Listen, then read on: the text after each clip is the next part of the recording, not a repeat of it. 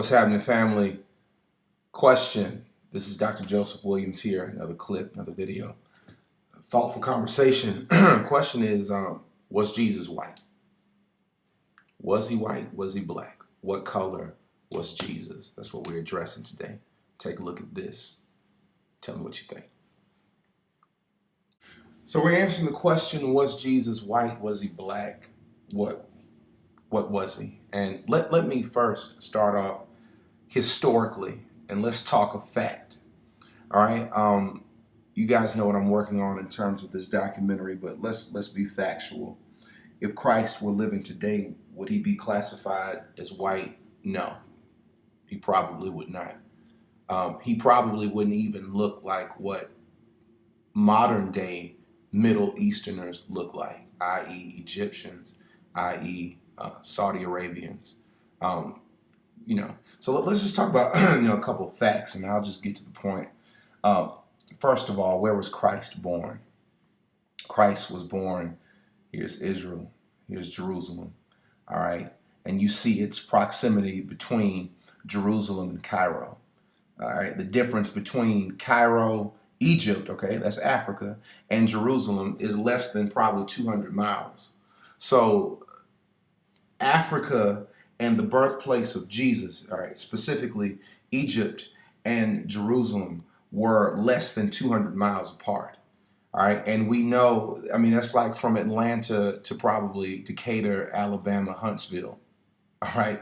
And individuals who were born in Egypt did not look that much different than individuals who were born more than likely in Jerusalem. All right, so you can't think about today's times where we have planes and modern day travel and all of these different things. But back during that time, all right, you're not going to be born in that area and look like Justin Bieber. All right, let's be real about that. These individuals were black. They would be classified as black per se. All right, follow with me, stay with me. So that's the first fact. The second fact that I want to bring to your attention is we have to kind of understand when Rome became a Christian empire under the auspices of Constantine, he put together what's called the Nicene Council. The Nicene Council was a council of individuals who came together that Constantine commissioned. You can see them in this picture, these different paintings or whatnot.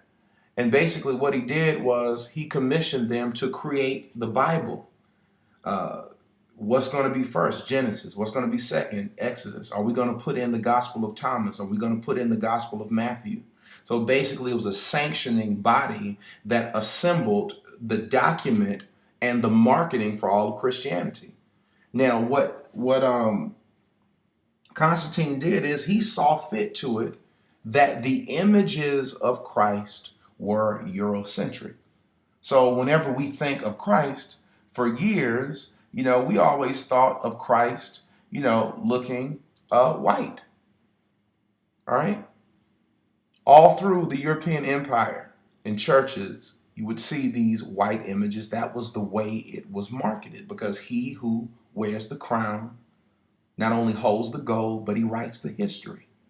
So this whole concept of this white-skinned, blue-eyed Christ came from Constantine converting Rome from a pagan nation to a Christian nation. So that's the second fact that's debunking the fact of Christ being black and or white. All right, the third thing that we want to talk about is the tutelage or the lineage, of Christ. All right. All of the figures in the Old Testament, when you read about Abraham and you read about Noah and you read about Moses and you read about David and you read about Saul, all these are black people, factually, all right? And documentation can substantiate that. So we all know that Jesus comes from the bloodline of primarily Africans or descendants of Africans. That's fact. Now, when you hear this argument, you hear how the concept of race, all right, how it convolutes our understanding of God.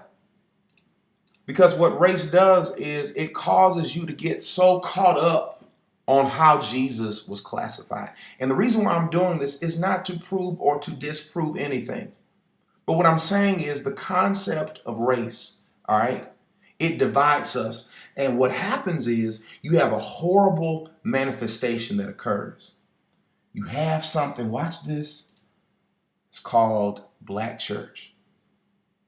Now, Dr. Martin Luther King Jr. said the most segregated hour is 11 a.m. on Sunday morning.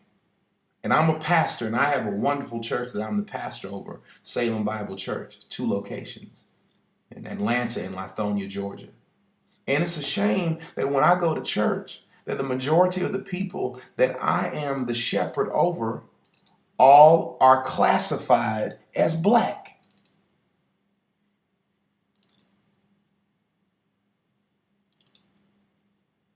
Now, my issue or my problem with that is, why is it that this horrible concept of race has even divided the body of Christ?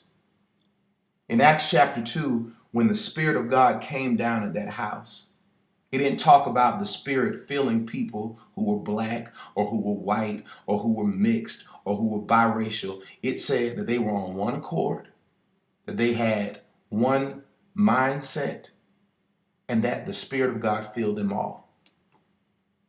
And until we understand that this concept, ladies and gentlemen, of race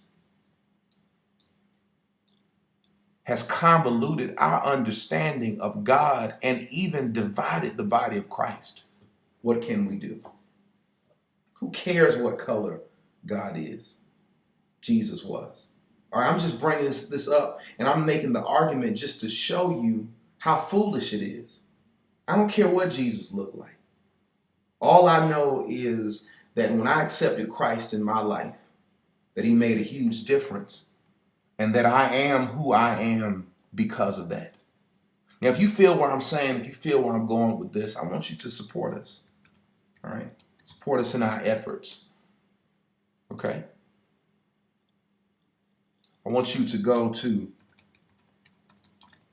KolorStruck.com. When you go to KolorStruck.com, you'll see the documentary that I'm working on. All right? The movie, the message, the movement. Check us out. Read all about it. Click on the donate button. We get backers every single day. All right? We're up to $4,760 by only, watch this, 39 people. And guess what? We got 32 days to go. So it shows you right now that people are already feeling this message. Listen, if you agree with me, if you agree with the concept of race as to how it is destroying our people and how it is disuniting our people, be a supporter today. KolorStruck, the movie, the message, the movement. If you like this video, if you like what it is that I'm representing, like it, comment, subscribe. Until next time, you be blessed. Peace.